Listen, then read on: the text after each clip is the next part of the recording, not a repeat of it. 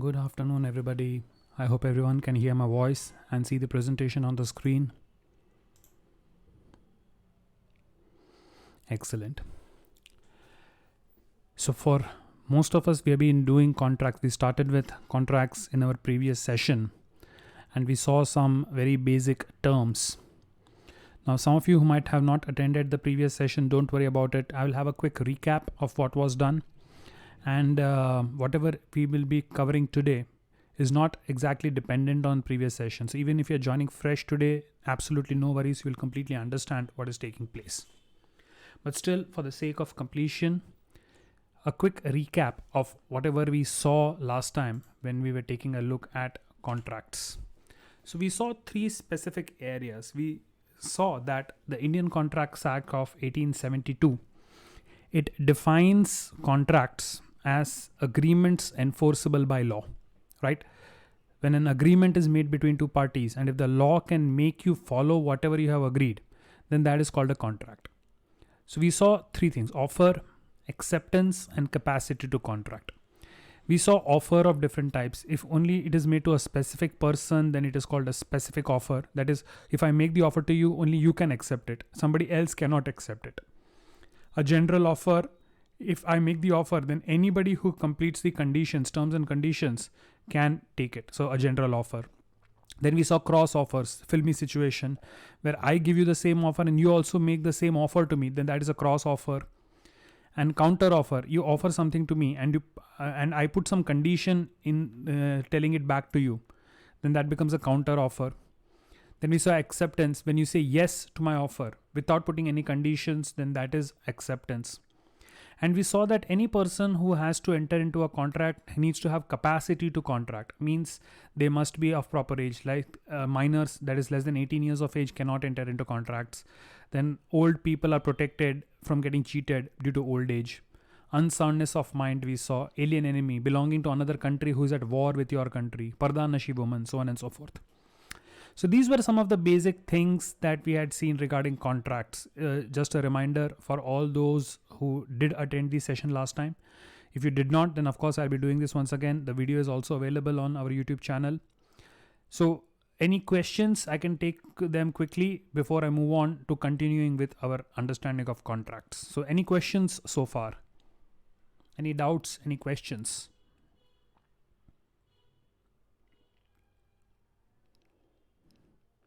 Cross offer, Mac. So when supposing I write a letter to you today morning saying that I want to buy your car for 5,000 rupees. And today morning itself, by coincidence, you also write a letter to me that you want to sell me your car for 5,000. So both of us have the same object and the same amount in mind. And we have written the letter to each other, or we have made the offer, but nobody has accepted the offer. I also made an offer for the same thing. You have also made the offer of the same thing. So it does not make that a contract between us. Although in our minds, we are agreeing to the same object in the same amount. But because there is no acceptance, nobody is responding to a question. So these are known as cross offers. They are not offer and acceptance. Did you get that? Counter, Malav, is when let us say I say I'll sell you my car for 5,000 rupees, and you say, okay, I'll buy your car for 5,000 provided you install a new music system in it. So any condition you put along with your acceptance, you have not made an acceptance. That in fact is a counter offer.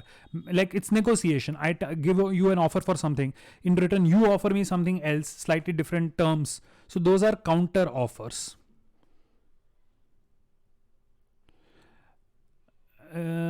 First of all, who's real? I have no idea who real is, but yes, if it is if the test is existing, you can always give it at any time before it expires. So yes, don't leave it, give it.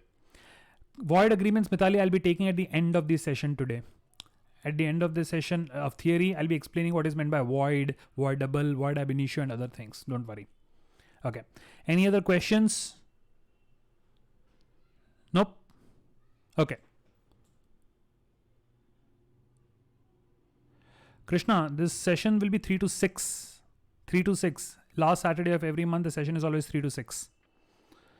Okay, Anmol. Unqualified means without any conditions. Qualifications are conditions. So unqualified means something with a condition to it. Alien enemy means a person who belongs to a country which is at war with your country. Today, officially, India and Pakistan are not at war with each other, right? So there's nothing. But tomorrow, supposing officially India and Pakistan, they declare that, okay, we are officially at war with each other, then all the citizens of Pakistan will be considered alien enemies to me. So basically, a citizen of a country who is officially at war with your country is called an alien enemy. That's an alien enemy. You got that, Yash? Alien enemy is basically a citizen of a country whose country is officially at war with your country. Okay, chalo. Let's move on then. Let's start understanding other important terms. So, consideration is a very, very important term when it comes to law, especially when it comes to contract. To consider something, right? In normal English usage, किसी चीज को ध्यान में लेना is consideration. But when we talk about consideration in contracts, it has a very specific meaning, right? The definition is what is written on the screen. A valuable consideration in the sense of law is either a right, an interest, a profit, or a benefit, or blah, blah, blah, blah, blah. Lamba chauda ye diya hai. But to understand it in desi bhasha, consideration means what value are you getting in return? Supposing I sell you my car and you give me money. So the value that you are getting is the car, and the value that I am getting is the money. Or supposing you are learning under me, right? You are paying me fees for me to teach you. So what am I getting? I am getting money. What are you getting? You are getting an education, right? Does education have commercial value in the eyes of law? Yes, it does. So a consideration is nothing but something of value which the other party gets, right? So either I give you an object, I give you money, I give you some sort of service. Whatever I give you, if there is some value which you see in that, then in the eyes of law, if there is value, then it is known as a consideration. So the simple principle is that if there is an agreement between two parties, but there is no consideration, then such an agreement is void. Void means what? It has no value in the eyes of law. Something which is void means something which is cancelled, something which is absolutely zero in the eyes of law. So if there is an agreement between two parties, supposing I say that, okay, I will give you my car. What am I getting in return? I'm not going to get anything in return. Then such a thing is only an agreement. It is not a contract. Why? Because there is no value that I am getting in return. Even if I promise to give you my car, and in return, if I'm not getting anything, then such a thing cannot be considered a contract.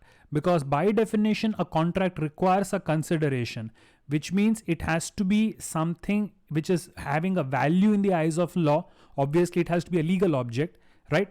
So did you understand basically what is meant by a consideration? A consideration is just something which the parties are getting in return for whatever they are giving to the other party, right? So understand this, that let's take a case to understand this, right? This is an actual case, Kirksey versus Kirksey. You don't have to remember the name or anything. Just understand what happened in the case. Now, suppose the defendant, now there are two parties in any lawsuit, right? In any case, one is the plaintiff. The plaintiff is the person who makes the complaint. Complaint जो करता है वो plaintiff, और जिसके ऊपर complaint होता है वो खुद को defend करेगा. So that is called a defendant. Right? The accused is always the defendant. तो जो complain करता है, that is the plaintiff. The person who is the accused defends himself or herself, that is the defendant. So the defendant wrote to his sister-in-law and he said, if you come down and see me, I will let you have a place to raise your family and have more open land than I can tend. And on account of your situation and that of your family, I feel like I want you and the children to do well. क्या कहा इस बंदे ने? उसने अपनी sister in law को कहा कि तू अपने बच्चों के साथ मेरे पास रहने आ, मेरे पास बहुत घर है, बहुत सारा लैंड है, मुझे लगता है कि तू यूज़ कर सकती है, तुम्हारे लिए अच्छा होगा, तो यू कैन कम, तुम मुझे देखने और तुम हमारे साथ रहने आ. So the plaintiff, the sister in law on those words left her home and moved her family to the residence of the defendant who gave her the house and land only to request her to leave after 2 years. तो ये सुनते ही घर बार छोड़ के वो औरत अपने बच्चों के साथ इसके साथ रहने आ गई. 2 साल तक तो उसने मकान दिया, लैंड दिया, बट 2 साल के बाद कहा कि चलो बहुत हो गया, अब निकलो यहाँ से. So the point here is, was there a contract between the two parties where the sister-in-law had a legal right to live there? Is this a contract between the two parties where the sister-in-law has a legal right to live there? Right? So the point is, you have to see what is the point that we are taking into consideration. For this particular case, we are talking about consideration. Consideration means value. चलो मान लो कि दो parties हैं, right? One is the man, one is the sister in law. अब sister in law को तो चलो हम कह सकते हैं कि कंसिडरेशन मिल रहा है, वैल्यू मिल रहा है. क्या मिल रहा है? घर मिल रहा है, लैंड मिल रहा है. The point is the man getting any consideration in this agreement? The point is the man technically is not receiving any consideration in return.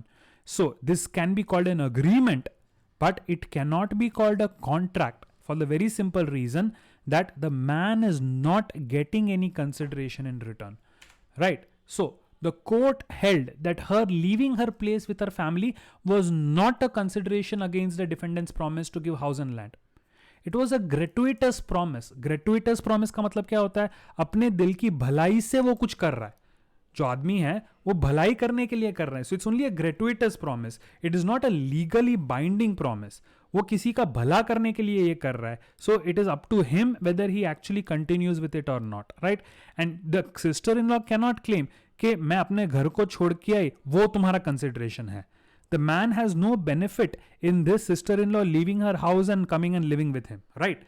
So because it was no consideration for him, it was only considered a gratuitous promise, and because of absence of consideration, the judges rightly held that it is only an agreement, it is not a contract.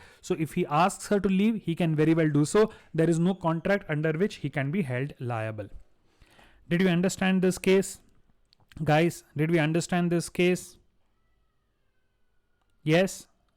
Very good. Chalo. Moving ahead. Now, there are certain exceptions. That's okay, Tirth. Okay. There are certain exceptions for this. Like, generally, there must be consideration for everything. Kairavi, no, you don't have to make notes. It's all available in the legal aptitude book. Just understand what I'm teaching. You don't have to remember this. You just have to understand the basics. So khwahish, if it was to be written on a piece of paper and signed, both the parties will be considered a contract. Point khwahish is a contract does not even have to be written. Nowhere till now have I said that contracts have to be written. The only reason why people insist on writing down is कल को अगर problem हो और court जाना पड़ो तो सबूत के तौर पे you need something, right? In contracts, at least in Indian Contract Act, it does not say that it is compulsory for any contract to be in a written format. The reason why lawyers generally say that it is good to have it in writing is that कल को अगर problem हुआ तो writing में अगर मिल जाए तो बढ़िया है. Now in this case also, even if they had written it down, and in fact the man had sent it in a letter to his sister-in-law, obviously it was in writing. The point is, what did he get in written? Is it a contract?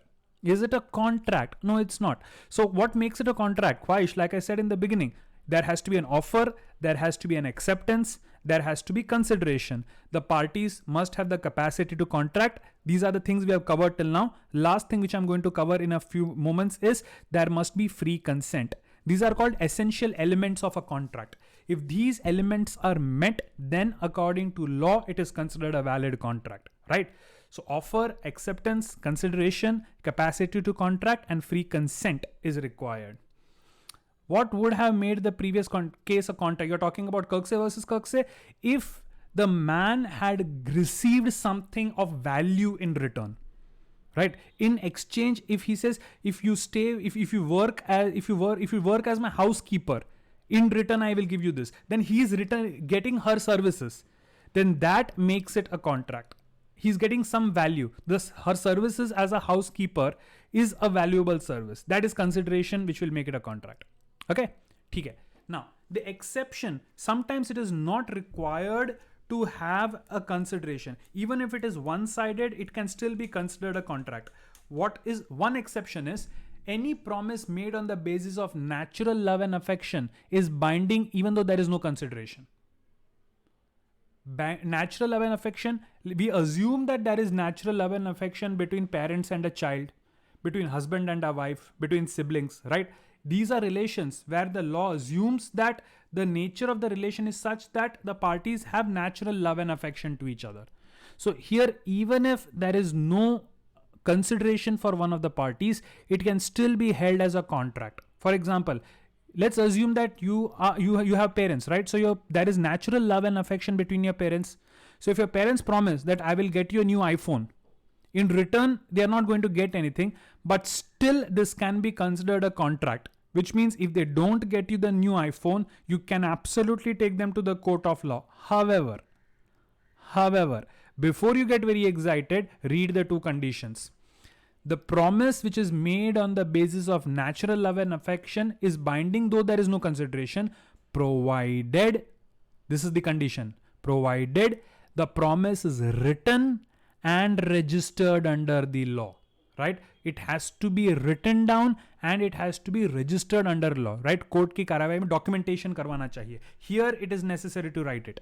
So supposing your parent makes you a promise, you somehow make them to write it down and you get it notified through the courts, then it can be considered a contract even if you are not giving them anything in return. And if they don't fulfill their part of the promise, you can absolutely take them to the court of law. Khwahish, registered under law means documentation. You write it down, you get it notarized, right? You get it, affidavit करवाते हैं, notary करवाते हैं. Basically, कानून की whatever you write, कानून का ठप्पा उस पे लगना चाहिए. It should be witnessed under the law. Did you understand that? Registered under law, right? Yeah, correct. Make it a legal document. Register it with the law, right? Convert it into a legal document. So if you have such a legal document, then even if you are not giving anything in return, this is still considered a contract. And if your parent violates it, you can absolutely take them to the court of law, provided of course वो आपको जिंदा छोड़ेंगे for making such demands. But yes, this is one of the exceptions where even without consideration from one of the sides, it still can be considered as a contract. Did everybody get it? Did everybody get this one?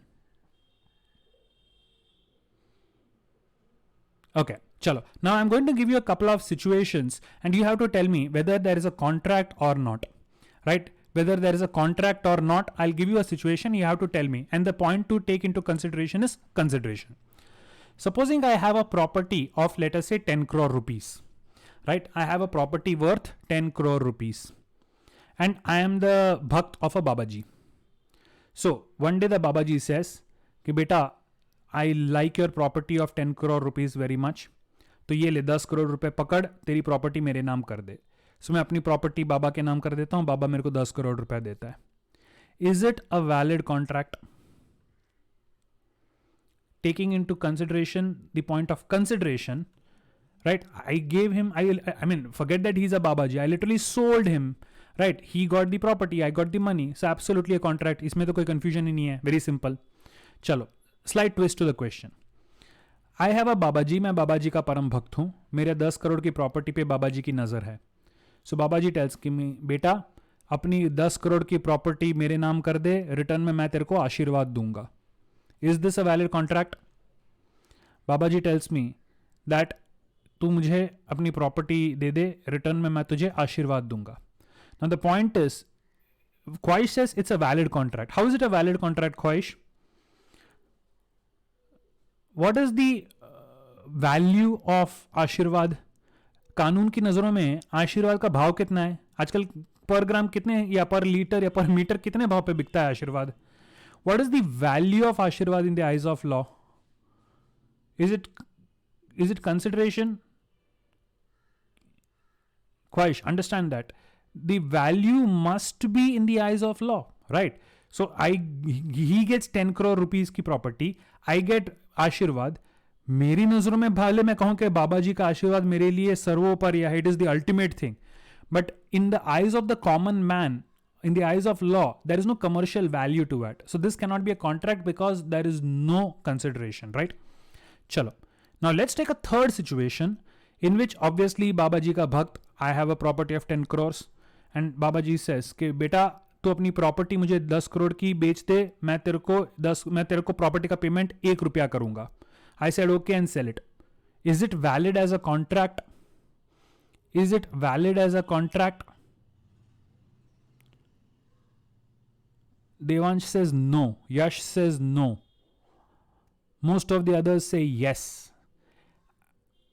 Babaji gets 10 crore rupees. I get 1 rupee. Now Vanshika, did I ever at any point of time say that it has to be a proper consideration or proportionate consideration, or did I just say there has to be consideration? This is where you have to be very careful in understanding the law. When we were reading the rule, we never said proper consideration, fair consideration, adequate consideration, proportional consideration. Consideration के आगे हमने कोई adjective use नहीं किया. We simply said there has to be consideration. Consideration means value. So if I sell him my 10 crore worth property for 1 rupee, is he getting a value? Yes, the property has a value.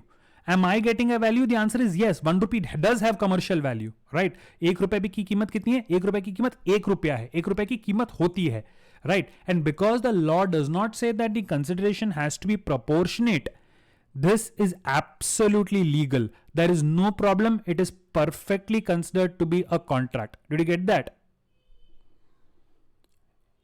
यश वही मैं बोल रहा हूं, consideration proper होना चाहिए. ये कहां पे लिखा है? सिर्फ इतना लिखा है कंसिडरेशन होना चाहिए. कितना होना चाहिए वो तो लिखा ही नहीं है, right? And 1 rupee also has value. How much? It is equal to 1 rupee. 1 rupee की बिल्कुल वैल्यू है. मैं ये नहीं बोल रहा हूं कि उसकी वैल्यू, दोनों ऑब्जेक्ट्स की वैल्यू सामने सामने सेम होनी चाहिए. द पॉइंट इज दोनों ऑब्जेक्ट्स की वैल्यू होनी चाहिए. कितनी वैल्यू है does not matter. Yes, so that is how strictly you have to follow the rule. ठीक है, चलो. So adequacy of consideration is, consideration need not be adequate. It does not have to be proportional. अब ये नहीं कह सकते कि 1 रुपए की कीमत 10 करोड़ के सामने कुछ नहीं है. नहीं, it does not have to be inadequate. It only can be a ground to examine whether consent is free or not. Consent क्या है? Consent means मर्जी. क्या मैंने अपनी मर्जी से उनको 10 करोड़ की चीज 1 रुपए में बेची? अगर हां तो बिल्कुल वैल्यू, बिल्कुल प्रॉपर है ये, right? So the consideration must be real. आशीर्वाद technically is not a real object. An act impossible in itself can not be a valid consideration, right? अगर आप बोलो कि आप मुझे अपनी प्रॉपर्टी बेचो, मैं रिटर्न में चांद तारे तोड़ के लाऊंगा, that is an impossible act. That can not be a consideration. And consideration can not B past.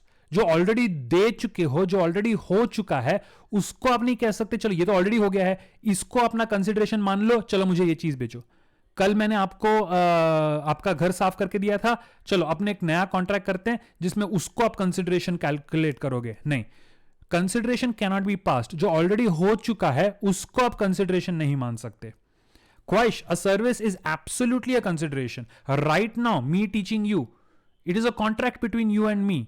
Right? You have given me money. In return, I'm only giving you a service. That is absolutely a consideration that you're getting. Because in the market, my services do have value. In fact, services given by doctors, bankers, lot of professionals, right? Lawyers, they are all giving you services in return. And that is absolutely part of the contract. A service is, it never says it has to be a material object or money. It has to be something of value, right? So anything of value in the eyes of the law can be considered as consideration. Yes? Bhavna, do you get that? Value means it that you should be able to say, okay, इतने रुपए का है. In short, yes. Tuition अगर आप जाते हो, doctor की service लेते हो, कैन यू से डॉक्टर के 1 घंटे की कीमत इतनी है? Answer is yes. There is a value which you can put on that. But आशीर्वाद की कीमत कितनी है? I don't no.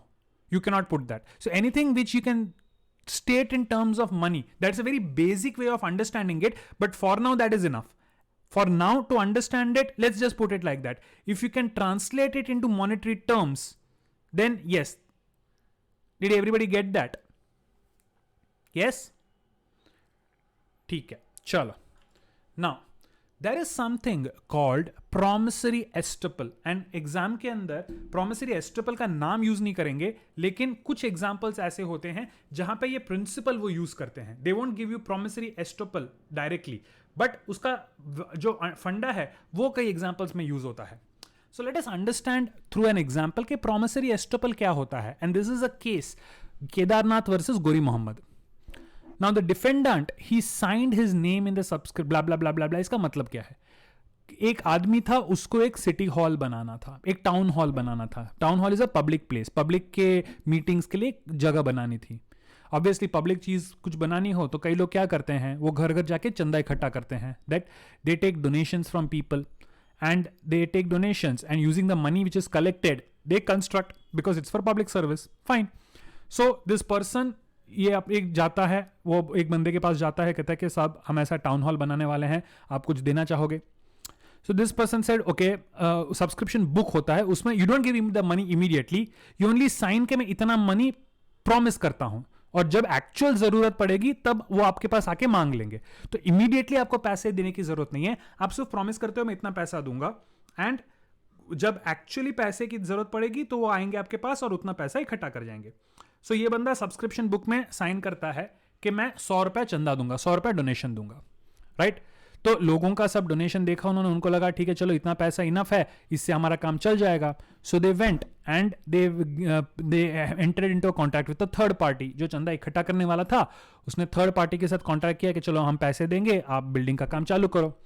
अब बिल्डिंग का काम चालू हो गया, बिल्डिंग बना, तो उस बंदे ने कहा चलो मैंने बिल्डिंग बना दिया है, पैसे दो. तो जो चंदा इकट्ठा करने वाला था बोला ठीक है, जिसने हमको प्रॉमिस किया है हम उसके पास जाके पैसा लेंगे और आपको दे देंगे. They went back to the first person के साहब आपने जो पैसा हमको प्रॉमिस किया है वो दो. सो ये बोलता है मैं नहीं दूंगा पैसे. किस बात के पैसे? बोले सर आपने प्रॉमिस किया था. बोले कि तो क्या हुआ, मेरा कोई कॉन्ट्रैक्ट थोड़ी है, मुझे रिटर्न में क्या मिल रहा है? कुछ नहीं मिल रहा है. He said there is no contract between us, so I am not bound by law. मैंने तो ऐसी प्रॉमिस कर दिया था, राइट? लेकिन ये कॉन्ट्रैक्ट थोड़ी है, because there is no consideration, so you cannot legally take me to the court. And he refuse to pay. So in this situation what do you think should happen? Laksh, it's not a public fund per se. Public funds are usually government funds. Here even private individuals. So कभी कभी let's say आपके society में एक आदमी decide करता है कि चलो सोसाइटी के लिए कॉमन गार्डन बनाना है सोसाइटी के अंदर, तो घर घर जाके चंदा इकट्ठा करता है. इवन गणेश पूजा के दौरान गणेश की स्थापना होती है, पंडाल बनता है, तो हम इकट्ठा करते हैं, right? So it is not necessarily a public fund. It's not necessarily a public fund. Swayam says the case will be dismissed with double SED. Others, did you understand the case, guys? Did you understand the case? Shivam also says cannot be taken. Urmi says supposed to pay. Okay. What about the others, guys? क्या करेंगे इस situation के अंदर? Not supposed to pay. Okay.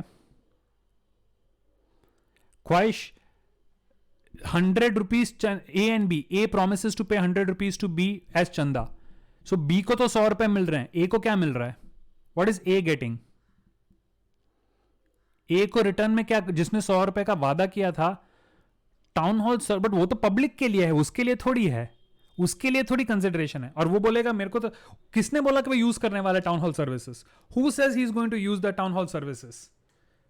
There is no guarantee that he is a person who is going to use it. Right?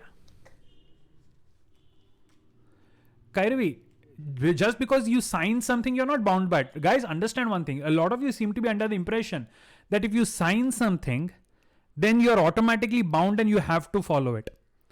Now, understand, even if you sign something, you are supposed to be following it only if it is totally legal. If whatever you have signed contains something which takes away a certain right of yours, then even after signing, nobody can hold you liable for it. So never ever fall under the trap thinking कि जो sign किया है वो compulsion है, sign किया है तो बस हम लीगली बाउंड है. ऐसा नहीं है. साइन करना is just a formality. Don't ever think that signing something makes you legally bound by it. You can, it's possible that आपने सिग्नेचर किया और फिर भी आप पे कोई लायबिलिटी ना हो, एंड ये भी पॉसिबल है कि आपने कुछ साइन नहीं किया लेकिन फिर भी लीगल लायबिलिटी है. So signing something does not mean something great. ठीक है? Now let's understand the principle of promissory estoppel to understand this case. Promissory estoppel says that if you make a promise to somebody, based on that promise, the second party enters into a contract with a third, then you are bound by that promise. Not because you signed or anything, but आपके promise पे depend करके second party ने दूसरे के साथ contract किया. अगर आप promise नहीं करते तो second party third के साथ contract ही नहीं करती. लेकिन क्योंकि आपने वादा किया, आपके वादे पे डिपेंड करके सेकेंड पार्टी ने थर्ड के साथ कॉन्ट्रैक्ट किया. So by the principle of promissory estoppel, you are bound into a contract with the second party. So if the plaintiff undertook the liability to pay for the construction based on the promise of the subscribers, then they, that is the subscribers, are bound to pay for it.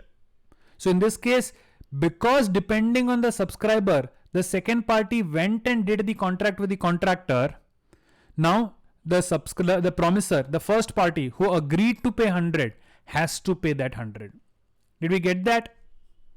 Khwahish, you will be getting the principle in most exams.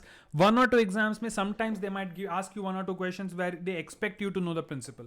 But even if you don't know the principle exactly, based on logic and based on fairness, you will be easily able to answer. But in regular exams like CLAT, they will give you the principle. You are supposed to simply follow the principle.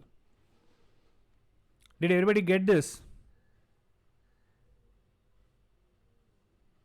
Jatin, any act done at the will of the promisor's wish is taken as the fulfillment of consideration of contract. Yeah, what it means, मैं कुछ चाहता हूं कि आप करो और आपने वो किया तो वो मेरा consideration है. If I want you to study hard and you study hard, then that is considered as consideration for me. You understand that?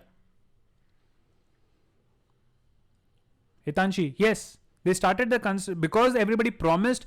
They are not going to see the person who wanted to build it is not going to pay the entire money from his pocket. इसीलिए तो चंदा इकट्ठा कर रहा है. तो उसके पास जब इनफ नंबर ऑफ प्रोमिसेस हैं कि चलो इनफ अमाउंट टू पे है, तभी वो जाके कॉन्ट्रैक्टर को कॉन्ट्रैक्ट काम देगा. Right? That means he's depending on the subscribers to make the payment. He is not going to pay it on his own. So because the subscribers have led him to believe that you are going to have enough money to pay, so he's taking the contract.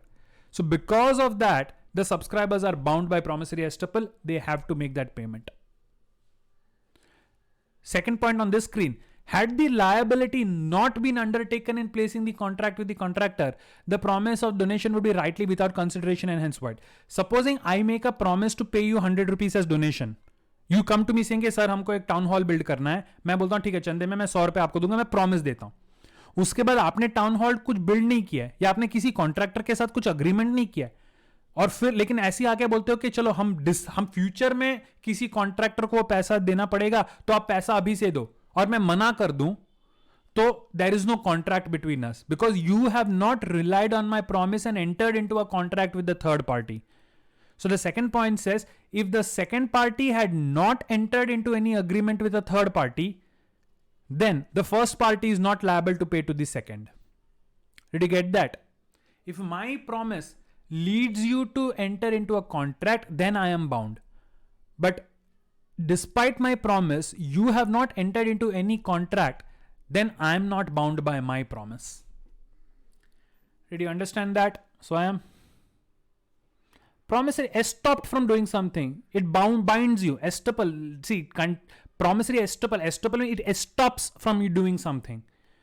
It prevents you from doing something. It forces you to do whatever you want. Estoppel is it's like a legal thing where you are bound by something. That's an estoppel.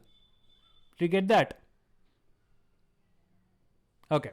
Chalo guys. So I think promissory estoppel, this is one famous this is contracts का एक बड़ा classic example where they will tell you कि based on promise of A, B entered into a contract with C, then if A does not pay, is there a liability? Then generally under the principle of promissory estoppel, the answer is yes, because B relied on A to enter into a contract with C. So A is now bound to pay to B. ठीक है? चलो. We come to the last, probably very important type of requirement of contracts, and that is free consent. S here is section of the Indian Contract Act. You do not have to memorize it generally. You don't have to remember कौन से section में क्या आता है, right? Section 15, 16, 17, 18 and 20 to 22. These are the sections of the Indian Contract Act under which these terms are defined. I'll be explaining each one of them individually. You don't have to remember this. What you, however, need to understand is that free consent means apni marzi. Without anybody's force, अपनी मर्जी से अगर आपने contract enter किया है तो वो valid contract है. But if you did not have free consent at the time of entering into a contract, then because of absence of free consent, the contract will not be considered a valid contract. So free consent क्या होता है and free consent को violate कैसे किया जाता है? So these are the 5 situations defined under the Indian Contracts Act: coercion, undue influence, fraud, misrepresentation and mistake. We will take each one of them one by one with examples to understand. Any one of them if they exist, it means आप अपनी मर्जी से contract में enter नहीं किए, and that is a good reason to say that this is not a valid contract. So starting with the first one, coercion. The shortcut to remember this is IPC. IPC is the Indian Penal Code. So a threat under IPC is what you have to remember. So committing or threatening to commit any act forbidden by the IPC, or the unlawful detaining or threatening to detain any property to the prejudice, that means harm of any person whatsoever, with the intention of causing any person to enter into an agreement. Law में बड़ा लंबा लंबा explanation देंगे, but देसी भाषा में अगर समझना हो, कानून जिस चीज को मना करता है अंडर आईपीसी, ऐसी चीज की धमकी देख के आप सामने वाले को कॉन्ट्रैक्ट में ले आते हो, तो this contract is not valid, it is coercion. For example, IPC कहता है you cannot hit somebody, IPC says you cannot kill somebody, IPC says you cannot kidnap somebody, IPC says you cannot unlawfully burn somebody's property, right? And supposing मैं किसी को धमकी देता हूं, मैं किसी के कान पे बंदूक रख के बोलता हूं कि तू कॉन्ट्रैक्ट कर मेरे साथ वरना मैं गोली से मार दूंगा, तब तो बेचारा डर के कॉन्ट्रैक्ट में एंटर करेगा. लेकिन उसके बाद जब वो सेफ्टी में पहुंचता है, तब जाके अगर वो कानून के सामने ये प्रूव कर पाता है कि I threatened him to make him enter into a contract, then the law will say obviously he did not have free consent, he was under coercion, because of which this contract has no validity, he is not bound by it. Did you understand it? So coercion के अंदर the main thing to remember is that जिस चीज की धमकी दी जा रही है, that has to be something which is forbidden by the IPC. Indian Penal Code जिस चीज को मना करता है, ऐसी चीज की धमकी देके अगर कॉन्ट्रैक्ट आपसे करवाया जाता है, तो you are forced into the contract under coercion. Hence, you are not liable to complete it. Did everybody get it? I hope everybody got this one.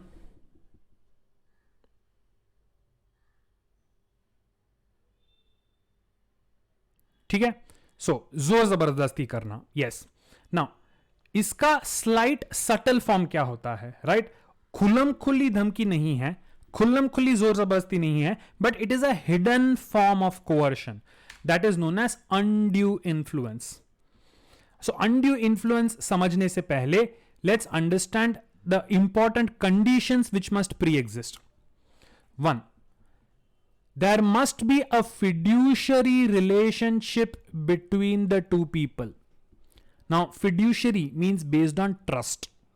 कई ऐसे रिलेशनशिप्स होते हैं जहां पे ट्रस्ट की वजह से वो रिलेशन है, like the relationship between a doctor and a patient. The patient trusts the doctor and hence he goes to him.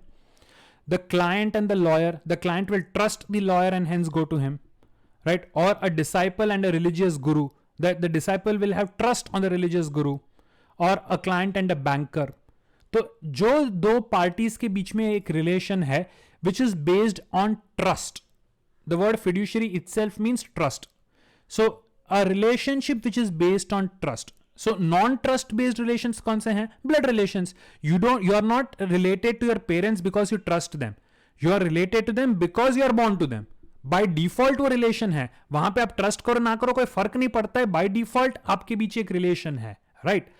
But जो relationships are there between two individuals because of trust, one trusts the other person, that is called a fiduciary relationship, right? So most famous is doctor and patient, or lawyer and client, and so on.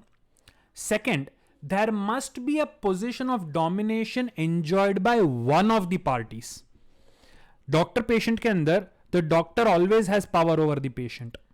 Lawyer client के अंदर the lawyer always has power over his client. Teacher student में it is presumed that the teacher is more powerful than the student. So when in a fiduciary relationship there is no balance, right? One of the parties is definitely higher than the other party because of the nature of the relationship, and the person who is in the dominant position takes undue advantage of his position to get into an agreement. अपने position का गलत फायदा अगर बंदा उठाता है तो उसे कहेंगे undue influence. So it can also happen in contracts with persons having impaired mental capacity. जिस बंदे की दिमागी हालत ठीक नहीं है, right? Normally such a person is in a lower position. तो उसका जो केयर टेकर है, वो केयर टेकर अगर उसका फायदा उठाता है, even that can fall under undue influence. So for example, let us say that I'm suffering from a disease which is a very rare disease, and there is only one doctor who knows how to treat this condition, right? तो obviously मैं हर हफ्ते इस doctor के पास जाता हूं treatment लेने के लिए. जब भी मैं इसके क्लिनिक में जाता हूं, ये डॉक्टर देखता है कि मेरे हाथ में एक 5 लाख रुपए की घड़ी है. सो ही लाइक्स द घड़ी वेरी मच. सो एक दिन वो कहता है कि यार बड़ी मस्त घड़ी है. मैं हाँ डॉक्टर साहब बड़ी अच्छी घड़ी है, मैंने बड़े मेहनत से खरीदी है. बोलता एक काम करना, 50 रुपए में मुझे ये घड़ी बेचना. ना, I'm not asking for a legal answer. I'm asking for a practical answer. Remember, I am suffering from a life-threatening disease. This is the doctor who can treat me, right? If I don't take treatment, I may die. 5 lakh rupees ghadi, he is asking me to sell it to him for 50 rupees. Practically speaking, do you think I can refuse him? I'm not asking for a legal answer. I'm asking for a practical answer. दबंग बन के मत सोचो, इंसान बन के सोचो, right? Now, has he threatened me in any way? क्या उसने मुझे कोई धमकी दी है? The answer to that is no. But in spite of not being a धमकी, I cannot say no to him. उसने मुझे कुछ उल्टा सीधा नहीं कहा, लेकिन मेरे मन में यह डर रहेगा कि अगर मैंने डॉक्टर को मना कर दिया और अगर उसको बुरा लग गया तो मेरे साथ लोचा हो सकता है. उसने बिल्कुल नहीं कहा कि मैं तेरे ट्रीटमेंट में ऊपर नीचे करूंगा. मैं in fact he has not connected it. But let's take it from the perspective of a common man. If he had not been in the position where he is, do you think he could have made such a demand from me? Right? अगर ऐसे position में ना होता और कहता कि 50 रुपए में ये घड़ी बेच, खींच के कान के नीचे तमाचा मारते और फिर जवाब देते. बट इसका पोजीशन ऐसा है कि ना चाहते हुए भी we may not be able to say no. It's like that Godfather thing. He's made me an offer which I cannot refuse. Right? तो उस टाइम पे तो मैं उसको मना भी नहीं कर सकता हूं, तो ना चाहते हुए भी बेचना पड़ेगा. लेकिन चलो कल को अगर मेरे पास ऑल्टरनेट कुछ दूसरा डॉक्टर मिल गया जो ट्रीटमेंट कर सकता है और फिर मुझे लगता है कि नहीं यार अब सहने का नहीं है, can I go and sue him and say that this contract is not valid? The answer is yes. I can prove that there was a fiduciary relationship between us. He was in the dominant position and he took undue advantage of it.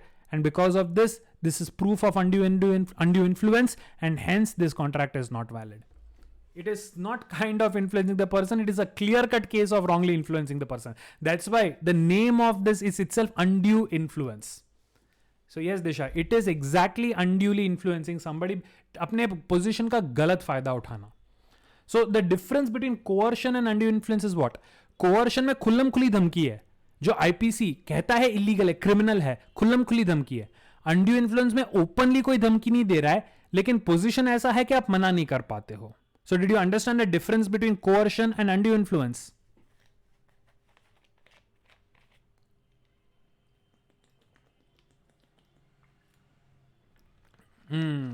Right? So coercion and undue influence together. Now let's take a look at the third thing.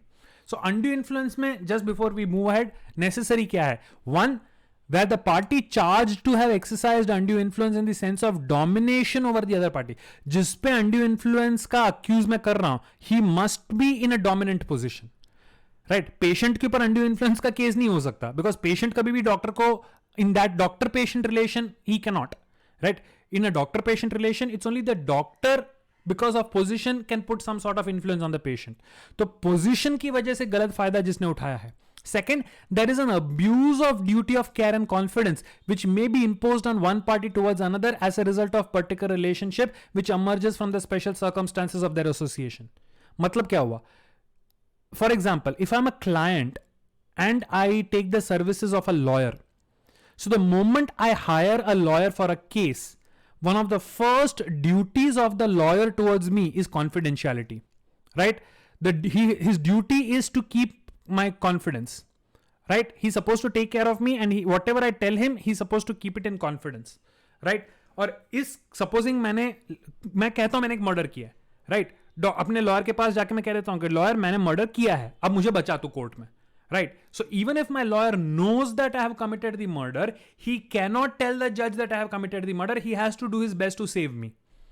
But supposing because of the knowledge, he tries to unduly influence me into some sort of agreement, that means he has abused the confidence which I had on him, and hence any contract because of this abuse is not valid. Did you understand that? Second point का मतलब क्या है? जो confidence position की वजह से उसको मुझे देना है, उसको अगर वायलेट किया, that means there is undue influence. I hope you understood this point. Yes? Did you understand it? Okay. Now, the third thing after coercion and undue influence is fraud. Now, again, fraud is one of the most commonly asked type of questions in exams. Fraud means what? Fraud is proven when it is shown that a false representation has been made knowingly or without belief in the truth or recklessly careless whether it to be true or false. Fraud basic भाषा में मैं समझाता हूं. मैं जानता हूं कि कोई चीज सही है लेकिन अपने फायदे के लिए उसको मैं गलत बताता हूं, या वाइस वर्सा. मैं जानता हूं कोई चीज गलत है, अपने फायदे के लिए उसे सही बताता हूं. इन शॉर्ट जानबूझ के झूठ बोलता हूं, राइट? जानबूझ के झूठ बोलता हूं तो that is fraud. For example, मेरे पास एक कार है, राइट? एंड कार के इंजन में एक मेजर फॉल्ट है. इंजन में फॉल्ट है कि आप गाड़ी को चला के 1 किलोमीटर चलाओगे, उसके बाद इंजन मर जाएगा, उसके बाद धक्का ही मारना पड़ता है. आई नो इंजन में ये लफड़ा है. आप मेरे पास आके बोलते हो कि मुझे ये कार खरीदनी है. Very good. आप बोलते हो इस कार के इंजन में क्या कोई फॉल्ट है? अब मुझे पता है कि इसमें फॉल्ट है, लेकिन मैं कहता हूं ना परफेक्ट, एकदम फरारी टाइप इंजन है, F1 रेस आज चलाओगे तो दौड़ के जीतोगे, परफेक्ट इंजन. मैंने जानबूझ के झूठ बोला. क्यों? क्योंकि मैं चाहता हूं कि आप इस बात को मान के कॉन्ट्रैक्ट करो. तो आप मेरी बात को मान लेते हो और खरीद लेते हो.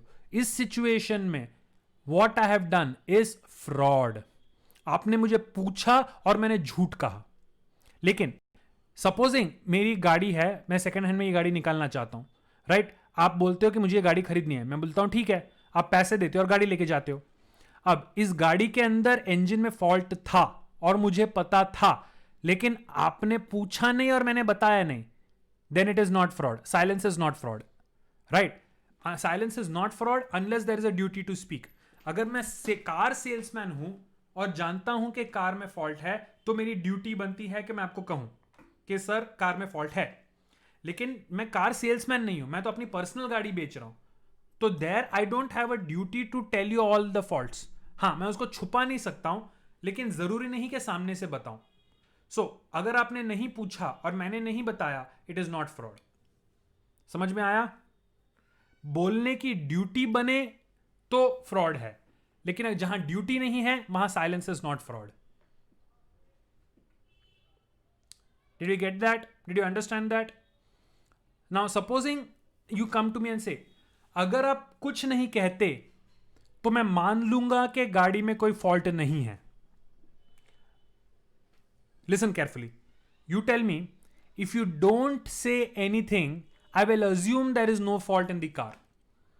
अब I know that there is a fault, but I remain silent. Is it fraud or not? Yes.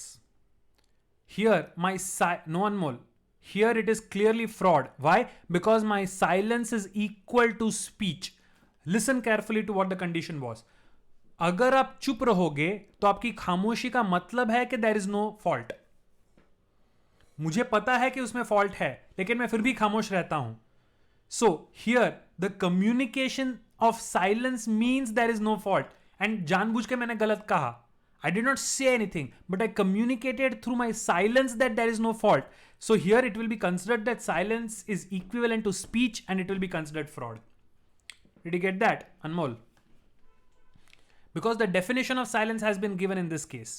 Yes? So if nobody asks and there is no duty, you don't have to tell. But if silence is equivalent to speech, then silence can be fraud. Otherwise, silence is not fraud. ठीक है, fraud समझ में आया. Fraud basically means झूठ बोलना, right. Mummy कहती है बेटा खाना खा लिया, अगर तो चुप रहेगी तो मैं मान लूंगी कि नहीं. लेट मी गिव यू अ गंदा एग्जांपल. लड़की को आप प्रपोज करने जाते हो. एक लड़का है, लड़की को प्रपोज करने जाता है और बोलता है तेरी खामोशी में ही हां है, और बोलता है मुझसे शादी करेगी. अब लड़की जवाब नहीं देना चाहती, खामोश रहती है. Then can I say that it is yes? Technically here, yes. Because the boy has given the condition. If you remain silent, I will take it as a yes. So when he says, will you marry me? If she does not say anything, then the silence will be taken as yes. But he says, ja, she says anything, then the silence is broken. But he has defined that if you don't say anything, I will understand that it is a yes.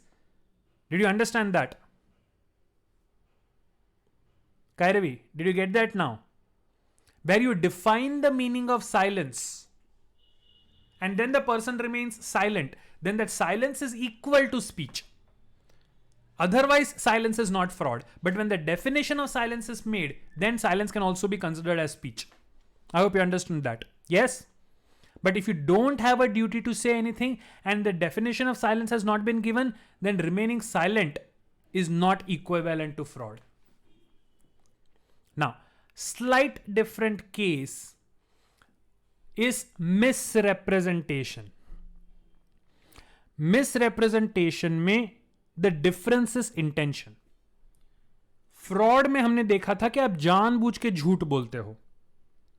Misrepresentation क्या है? Suppose I have a car, right. There is a fault in the engine of my car. I don't know about the fault. मुझे नहीं पता कि car के engine में fault है या नहीं है. सामने वाला बंदा मुझसे गाड़ी में खरीदने से पहले पूछता है कि क्या इंजन में कोई फॉल्ट है. I don't know whether there is a fault और not. I think there is no fault and I say there is no fault. मैं उसको बोलता हूँ ना परफेक्ट है, कोई फॉल्ट नहीं है. वो गाड़ी खरीदता है और उसके बाद उसमें फॉल्ट उसको पता चल जाता है.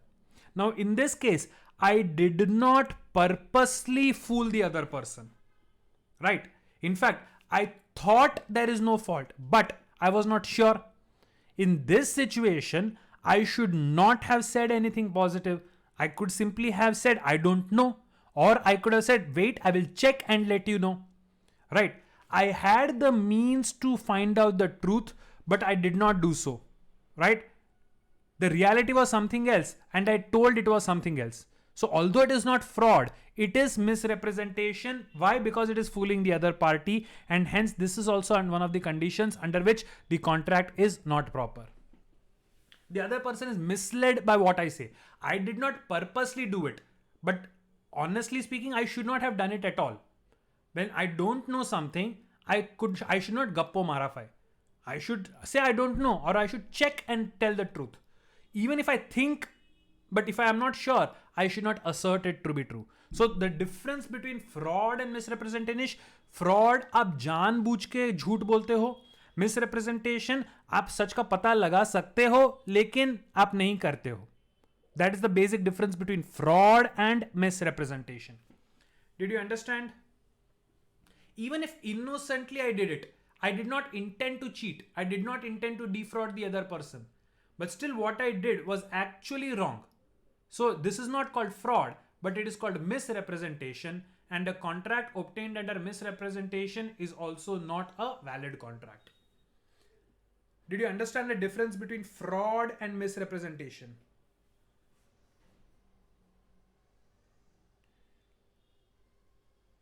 Do you understand the difference between fraud and misrepresentation? Yes? So the basic difference is intent. जानबूझ के गलत करते हो तो fraud है, अनजाने में गलत करते हो तो misrepresentation हो सकता है. Moving on, the last one, Section 20 of Indian Contract Act, it says mistake is also a factor under which the contract is not valid. अब mistake का मतलब क्या है? A mistake of both the parties to an agreement on a fact essential to the agreement. Right? Now, supposing I have two cars, right? One is a Rolls Royce, very expensive car. Second is a Maruti 800, Khatara.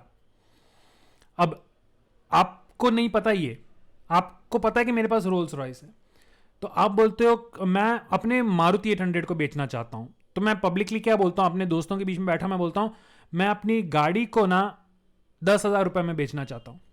अब आपको नहीं पता कि मेरे पास 10,000, मेरे पास दो गाड़ियां हैं, राइट? आपको पता है कि मेरे पास रोल्स रॉयस है, तो आपको लगता है रोल्स रॉयस, तो आप बोलते हैं अरे यार बहुत ही सही भाव है, 10 के मैं तो 12,000 में खरीदने को तैयार हूं.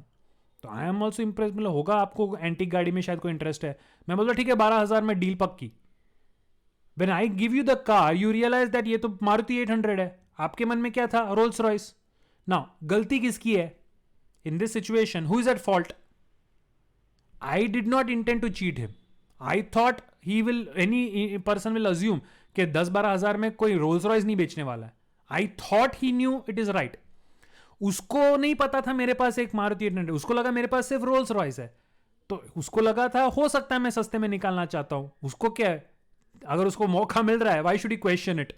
So technically neither of one was at fault. Neither of one, no Vanshika, neither on in my mind I assumed, right? The problem is assumption. People assume a lot of things. So we cannot say they're at fault. The point is it was a genuine mistake on both the sides. But now can you say ठीक है चलता है चलो करते हैं contract? No, because the which car it is very essential to the contract. Which car it is very essential.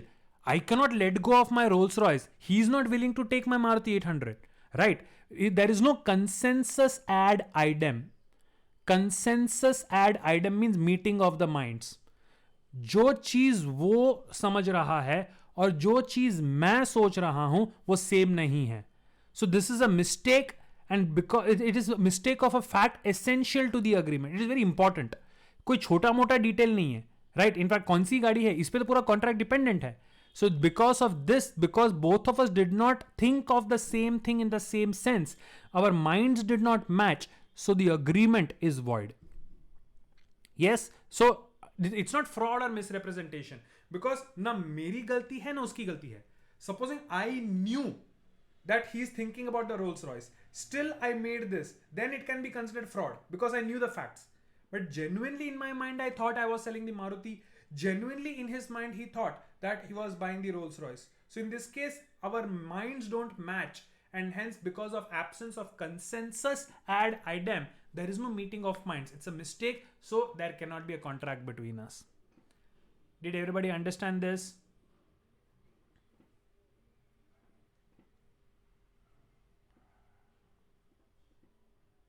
Yes, so essentially it has to be a mistake of both the parties. एक तरफा नहीं हो सकता क्योंकि एक तरफा तो fraud है, दोनों तरफ से मिस्टेक है. It must be mistake of fact, right? कोई इंपॉर्टेंट डिटेल के बारे में, and it must be essential, not incidental और सब्सिडरी. सपोजिंग आप बोलते हो कि मुझे एक 100 पेजेस का नोटबुक चाहिए. 100 पेजेस का नोटबुक आपको नोट्स बनाने के लिए चाहिए. दुकान में जब आप आके देखते हो, आपने पिछले हफ्ते मेरी दुकान में से खरीदा था, तो नोटबुक के ऊपर डोनाल्ड डक का फोटो था, तो आप आके बोलते हो कि मुझे 100 पेज का नोटबुक चाहिए. आपके दिमाग में क्या है? वो डोनाल्ड डक वाला मिलेगा. लेकिन स्टॉक मेरा डोनाल्ड डक का खत्म हो गया है, मैं आपको दूसरा 100 पेज का बुक देता हूं जिसपे गूफी का कैरेक्टर है. Now whether it is Donald Duck और Goofy on the notebook cover, does it matter much if your main purpose is writing in the notebook? If your main purpose is writing in the notebook, does it matter whether there is Donald Duck or Goofy on the cover? No. So in this case, can I say that it's a mistake and the contract is void? No, because the cover is not actually essential. It does not matter what photograph, what picture is there on the cover, right? So let me give you one more example. बरसात का मौसम है, मस्त बारिश हुई है शाम को, तो घर में गरम गरम पकौड़े खाने की इच्छा सबकी होती है। मम्मी आपको बोलती है बेटा जाके तेल लेके आ पकौड़ों के लिए। आप दुकानदार के पास जाते हो, दुकानदार बोलते हो अंकल 1 किलो तेल देना। अंकल आपको 1 किलो तेल दे देते हैं। तेल कौन सा निकलता है? कैस्टर ऑयल, एयर इंडिया का तेल। Do you think that this will be useful to you to तलोफाई pakoras? You asked for oil. He also gave you oil. But in your mind, you wanted cooking oil. Whereas in his mind, he thinks you're asking for castor oil. Right? Is it important which type of oil it is? For this particular deal, does it matter what type of oil it is? Does it matter whether it is cooking oil or castor oil? Absolutely it matters. Cooking oil का काम castor oil नहीं कर सकता. Castor oil का काम cooking oil नहीं कर सकता. Castor oil, एयर इंडिया, दिवेल में अगर पकौड़े बना के खाओगे तो पता है ना क्या आउटकम होगा। Castor oil is use to clean your stomach. Stomach में अगर गड़बड़ हो, थोड़ा सा कैस्टर ऑयल पी लो, दिन भर रात भर निकलता रहेगा। राइट? घर में पानी की टांकी खाली नहीं होनी चाहिए। Castor oil is use for clearing the bowels. Right? You can not eat it, you can not consume it safely. So the point is that is an essential thing, so there is no consensus ad idem, and hence that is known as a mistake. ना गलती आपकी है ना गलती उसकी है. You did not specify which oil you wanted. He did not specify which oil you wanted. You assumed something, he assumed something. Assumptions are bad. So किसी की गलती नहीं है. So it's a mistake. Did everybody get this one? Understand what is a mistake? Fraud and misrepresentation are generally one side is innocent and one side के sir पे ही blame आएगा. जबकि technically mistake में there's no point in blame. Both the sides are not thinking about the same thing. एक कुछ और सोच रहा है, दूसरा कुछ और सोच रहा है. That's it. ठीक है? So now, so we have seen the essential elements of a contract. Valid offer and acceptance. There must be a consideration. The parties must be competent to contract and they must be having free consent. So if all these points are matched, then and only then the law can say that yes, this is an enforceable contract. That means it is a valid contract, and hence if one party does not fulfill it, it can be taken to the court of law. Did you understand this so far? ठीक है? अब types of contract. So beginning of the lecture में somebody was asking what was meant by a void agreement or a void contract. So now we are going to talk about these different things, these different terms. You should understand them. First, a valid contract. This is what we have been studying till now. An agreement which has all the essential elements of a contract is called a valid contract. Offer अच्छा है, acceptance proper है, consideration for both sides है, capacity to consent है, free consent है, सारे elements match होते हैं, then it is a valid contract, which means if there is a problem, you go to the court will make the offending party do it. So this is the simplest thing. This is what the law understands. A valid contract is something which they can make you do, right? Now, there is something called a void contract. Void contract. Now, you have to be very careful in understanding. A void contract is something which was originally valid. जब आपने वो contract बनाया था तब वो valid था, लेकिन कुछ देर के बाद because of some situation it becomes unenforceable. It becomes unenforceable. For example, today I enter into a contract with a farmer in Pakistan for trade of, let us say, tomatoes. Today there is absolutely no problem between the two countries, तो हम freely trade करते हैं, right? Tomorrow, officially, the two countries declare war with each other. What happens? We become alien enemies, right? So it becomes a void contract. जब बना था, तब valid था. Now it can no longer be enforced. The moment the two countries declare each other to be at war, we become alien enemies, and we have seen if we cannot enter into a contract with an alien enemy. So जो शुरुआत में enforceable था, law उसको enforce अभी नहीं कर सकता. So now this has become a void contract. Right? It has subsequently become void. So when the law cannot enforce something at a later date, then that contract which was originally okay is now a void contract. What happens to the payment and other things, Prasanna? Now every situation is different. We will not go into the nitty-gritties of that, right? Because for every situation, the reason for which it went void, because of that Normally the law says that nobody should lose anything unnecessarily. Nobody should lose anything nobody can profit at the किसी और के बल पे आप गलत फायदा नहीं उठा सकते. You cannot unnecessarily profit from others. But every case is different. So we just need to understand void contracts. What happens in nitty-gritties is what you're going to learn in law school, 5 years. ठीक है? Khwahish. Now Khwahish says, if a business enters into a contract with a supplier to provide them with paper, but due to pandemic the supplier is unable to fulfill it, is it void? The law will simply take into consideration, is it a void contract or is it something which can be fulfilled at a later date? Contracts are not that simple. Businesses, when they enter into agreements with each other, of course they put a lot of clauses. Now there's something called a force majeure clause or act of God clause. Now generally good lawyers, like any half decent lawyer in contract will put a force majeure clause. Okay, what happens in case of an act of God? And pandemic is an act of God, so they simply will see, they'll look at the clause. Clause में जो defined होगा उसके हिसाब से they'll continue. Act of God. Even pandemic. Did you get that?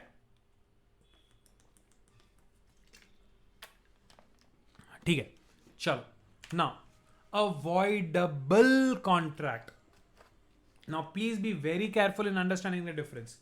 A void contract is a contract which the law says is no longer enforceable. A और B के बीच में अगर कॉन्ट्रैक्ट को void करार दिया जाता है, that means it does not matter what A and B say, this contract cannot be enforced. You cannot continue with it. It does not matter what the two parties say, the contract cannot be continued. That is a void contract. A voidable contract, however, is something which is a contract which can be enforced by the aggrieved party. Aggrieved party का मतलब क्या है? Contract में एक का नुकसान अगर हो रहा है, supposing one person entered into a contract under some sort of threat, उस पर coercion हुआ है, right? So he is the aggrieved party because he did not voluntarily enter into it. So the law does not say that this is a automatically void contract. It may say this is a voidable contract, means supposing A forced B to enter into a contract and then B goes to the court will give the option to B that if you wish you can continue with it, but if you do not wish, you may void it. That is, it is voidable at your option. So when the option of either continuing or declaring it void is given to the party, that means it is a voidable contract. Right? Void means automatic. उसमें कोई option ही नहीं है. उसको continue नहीं कर सकते. Voidable में the person who is harmed has the option whether they want to continue or not. Yes?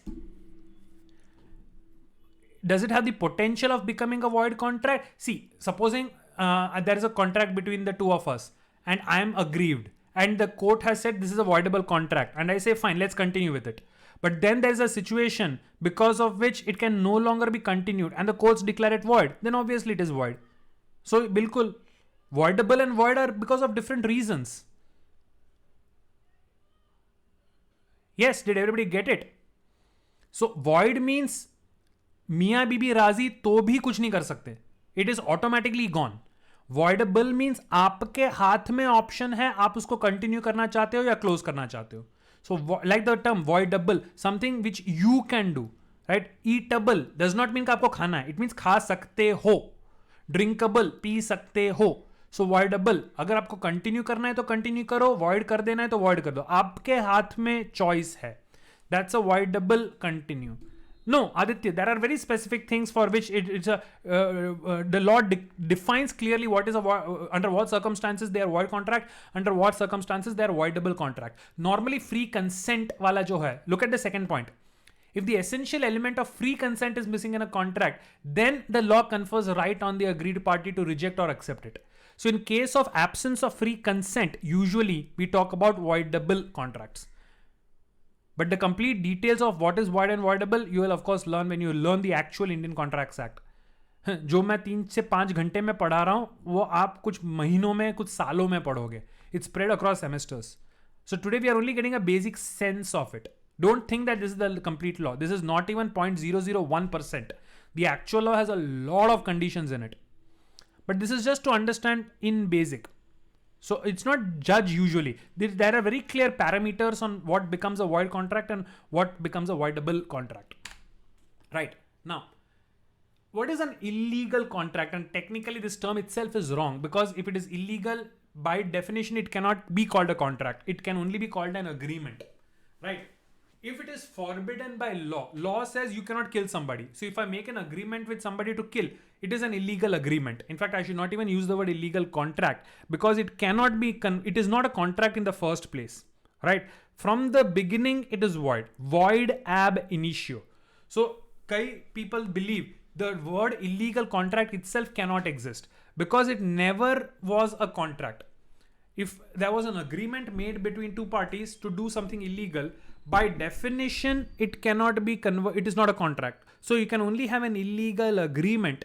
It can never be an illegal contract. Did you get that? So if you agree to do something which the law says you should not, then that's an illegal agreement. It cannot be enforced by law. They are void ab initio. Void ab initio means void from the beginning. So yes, question. An agreement to kill somebody is an illegal agreement. It cannot be called a contract. Like शादी होने से पहले husband and wife नहीं बन सकते. You can be a fiance, you can be a man and woman, but the term husband and wife can only be used after you are married. So the term contract can only be used when the agreement matches all the essential elements. But if it is illegal, and one of the essential elements is that it must be for an legal object. So definition के हिसाब से ही वो contract नहीं है. तो illegal contract killing जो बोलते हैं, मूवीज में भले यूज करें, लॉ के अंदर such a term cannot exist, because to become a contract the object must be legal. Killing somebody is illegal. So technically it can only be an agreement killing. It cannot be called a contract killing. By law it's wrong. ठीक है. Okay. Unenforceable contract is there is no problem with the contract, but you cannot, the judge cannot make you do it.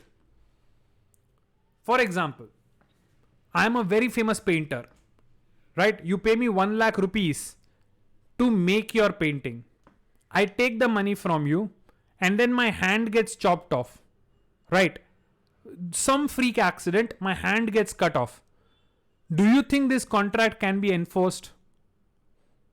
ये perfectly legal contract है, right? Perfectly valid contract है, लेकिन क्या कर सकते हैं? It is not void, it is not voidable, it is not illegal, but the problem is you can not do anything. So it's and the contract is good in substance, overall it is good, but because of a technical defect it cannot be enforced by the law. So it's an unenforceable contract. ये ना void है ना voidable है. सो जज क्या बोलेगा? भाई साहब मैं कुछ नहीं कर सकता है, तुम आपस में समझ लो, लीगली कुछ नहीं किया जा सकता, because contract is valid, but I also understand you can not continue with it. Like, for example, somebody was giving me an example of paper distribution during the pandemic. You have paid somebody for paper, right? That person has got a full stock of paper and you have paid him the money. The government has put a law of curfew. आप घर से बाहर नहीं निकल सकते. क्या करोगे? It's not a void contract. It's not a voidable contract. It's not an illegal contract. It's perfectly valid, but it's not enforceable. अगर आपको डिलीवरी नहीं देता और आप जज के पास जाओगे, जज भी बोलेगा भाई साहब पैंडेमिक के दौरान the law was you can not move out. He wanted to sell, but because of this technical problem he was not able to deliver. So it's a perfectly valid contract, but nothing can be done. Did you understand? Whoever asked me a question about that paper during pandemic, I hope now you understood what happens. Law cannot do anything about it because nobody is at fault, right? But because of a technical problem you cannot actually complete it. So दोनों parties को आपस में कुछ करना पड़ेगा. Law cannot help you, unfortunately. ठीक है? Void agreements, void ab initio. An agreement is said to be void if unenforceable by law. Void from the beginning. A void contract is a contract which becomes unenforceable due to various reasons. Like I said, today India Pakistan दो farmers agree करते हैं तो valid है, लेकिन उसके बाद एक law alien enemy because of war, it is a void contract because initially it was a contract, now it has become void. But void agreement, like I said, is an agreement which can never be a contract because it violates some condition. For example, you and me enter into an agreement, but you are a minor, right? If you are a minor, minors cannot enter into contracts. So what we have between us is a void agreement because it does not fulfill the condition. So it's not a contract at all. It's a void agreement, right? Void contract is initially it was correct, valid. After some time, because of some technical reason, it became void. जबकि void agreement में शुरू से ही it was never a contract. Again, that killing वाला example, because it was not a lawful object. So it was a void agreement. It cannot be a void contract because it never became a contract. Did you understand void agreement and void contract? फर्क क्या होता है? Guys, see, Kairavi, today me and you, let us say we make an agreement that I will sell you my car, you will pay me 5 lakh rupees. But let us say that your age is only 16 years. Now the law says that a contract cannot be made with a minor. Now, because you are not having the capacity to contract, age is important. It's called capacity. Now, one of the two parties, let's say you are a minor, you do not have the legal capacity to contract. तो हमारे बीच agreement तो है, लेकिन law की भाषा में इसको contract नहीं कहा जा सकता. Why? Because a contract requires that all the parties must be of legal age, and because you are not, it's a void agreement. An illegal agreement is a void agreement. Hetvi, an illegal agreement is a form of void agreement, right? Illegal agreements are also void agreements. Why? Because one of the requirement of valid agreements is lawful object. So illegal agreements are a type of void agreements. Are we together on that? Did you get that? Hetvi, got that, right? Okay, now iPhone example becomes a void agreement. What's the iPhone example? What's the iPhone example? Srijan? Which example?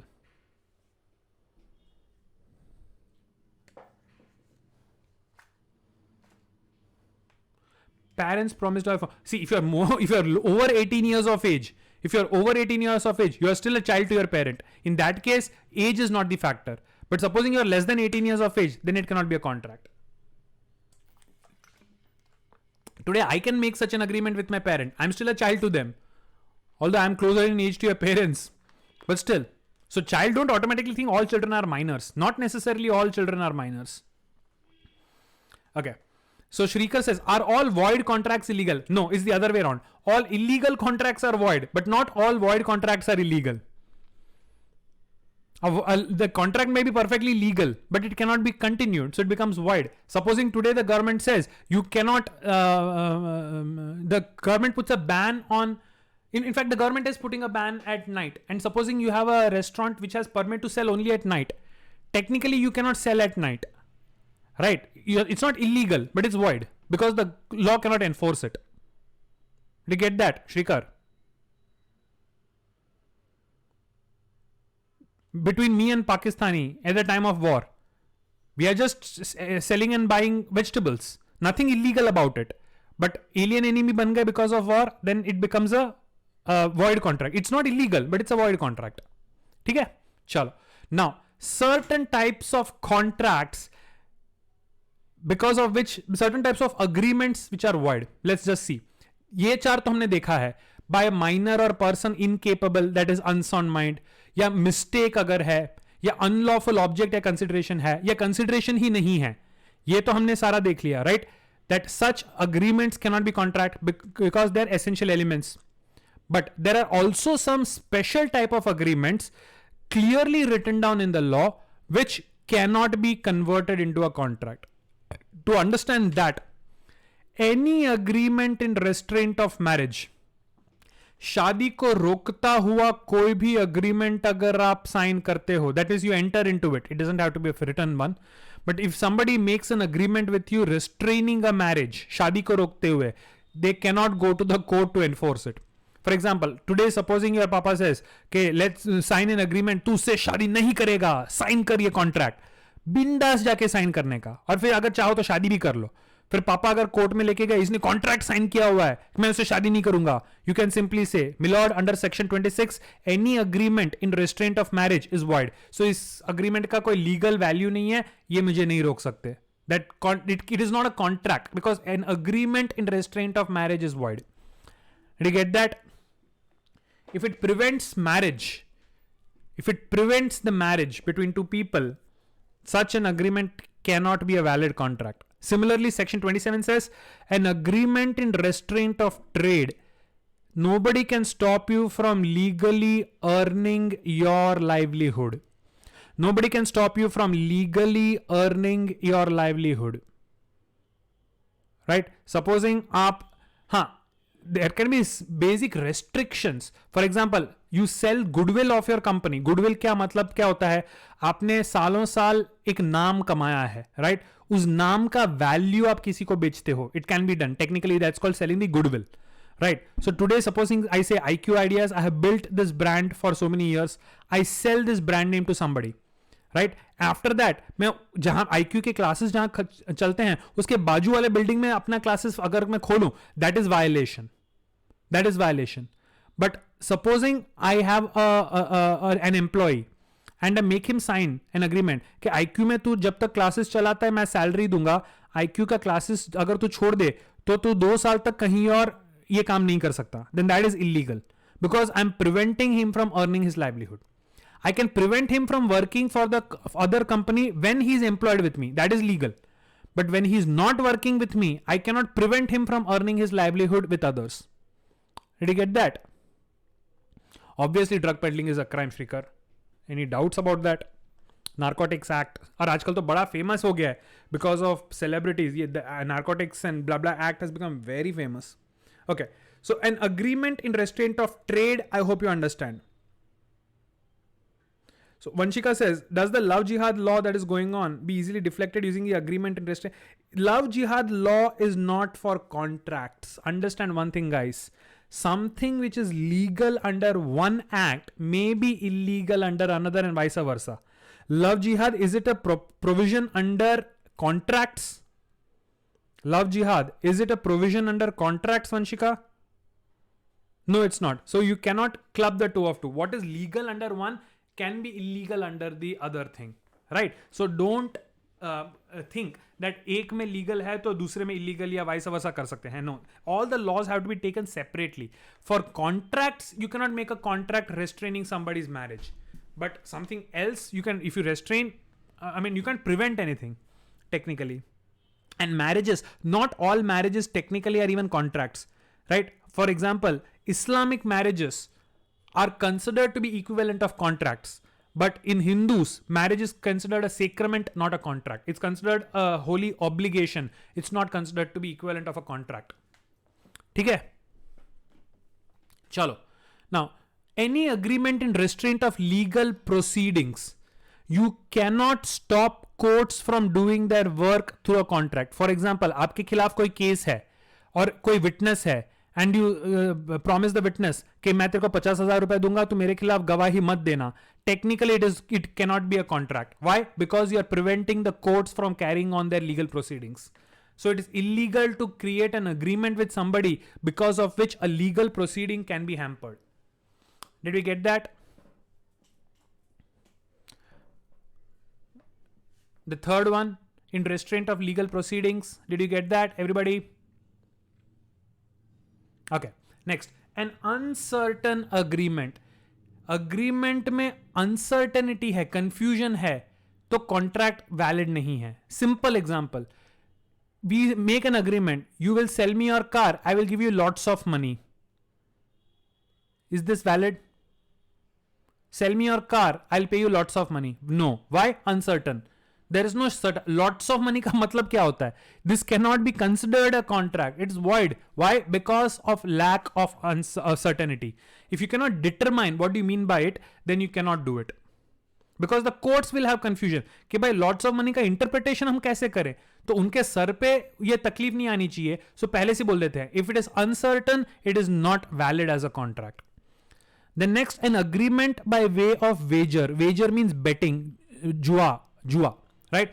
Horse racing पे betting, या cricket match पे betting, सट्टा जो बोलते हैं, any agreement for wagering is illegal because India में it is not.